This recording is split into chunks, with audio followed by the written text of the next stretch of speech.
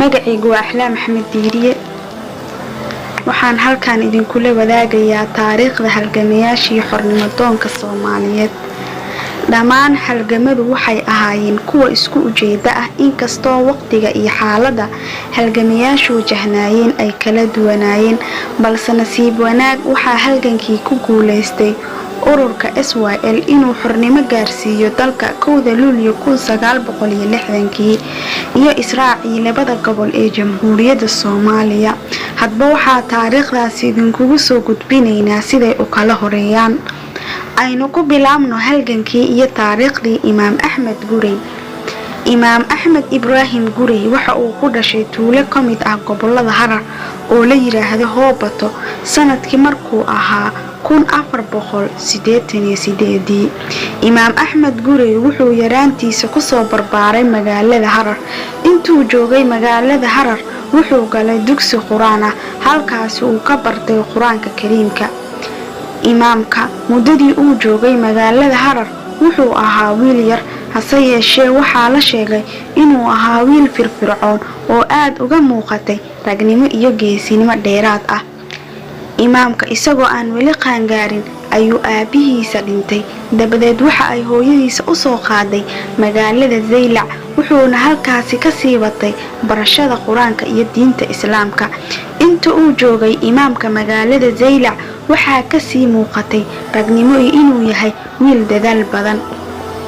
markii uu weynaaday waxaa markiiba ka muuqatay haybad iyo urursanaan, wuxuuna lahaa xeelad ku saabsan nidaaminta iyo ururinta ciidan dagaal. imaamka ugu horeyntii wuxuu ciidan aan badnayn ka aruuriyay magaalada Zaylac, kadibna wuxuu u soo guuray gobolka Awdal, halkaasi oo dawlad xoog leh ka samaysneed.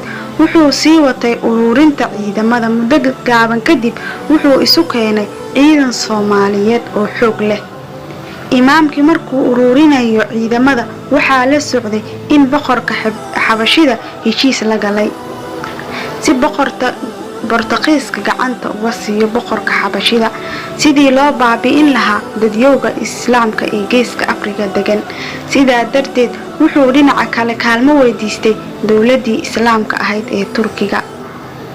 dawladda Islaamka ee Turkiga waxay ka ballan qaaday in Axmed Gurey iyo dawladiisa gacan weyn u fidinayso, hase yeeshee kaalmadiisa uma dhigmeen kaalmada uu Boortaqiisku siiyay boqorka Xabashida.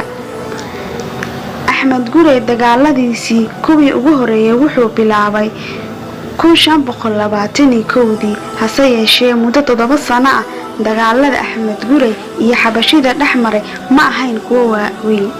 waxaa jirtay in goob kasta ay guusha ku raaci jirtay imaamka. dagaaladii ugu waaweynaa ee dhexmaray Axmed Gurey iyo Xabashidu waxay bilowdeen 1528, waxayna ka bilowdeen magaalada Harar ee geeska koonfur bari. wuxuu go'aansaday Axmed Gurey in Xabashida daris fiican siiyo, markaana kadibna Xabashidu ay Soomaalidu nabadgeliso. sidaa darteed Axmed Gurey wuxuu afka saartay oo u ictimaaday gobolka Xabashida lahayd oo ay ka mid ahaayeen Sidaamo iyo Baali, wuxuuna qabsaday labada gobol dib la'aan isagoo ku faafiyay xeerkii Soomaalinimada.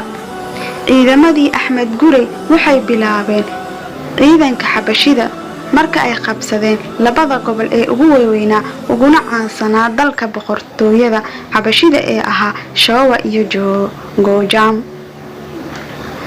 dawladda Boortaqiiska iyo Xabashida khasaaro weyn ayaa gaaray, ayadoo laga dilay taliyihii ciidanka Boortaqiiska. dabadeed muddo ay isku soo ururiyeen ciidanka iyo hub xoog leh si ay uga aargoostaan, waxayna 1543 soo qaateen weerar dagaal waxaase jilibka u dhigtay ciidamadii Axmed Gurey oo celiyay. nasiib daro ciidamadii Axmed Gurey uma suurtagelin inay jabiyaan ciidamada labaad ee Boortaqiiska iyo Xabashida, waxaana halkaasi lagu dhaawacay Imaam Axmed Gurey. dhaawacaasi ugu dambeyn u dhintay imaamka isla sanadkii 1543.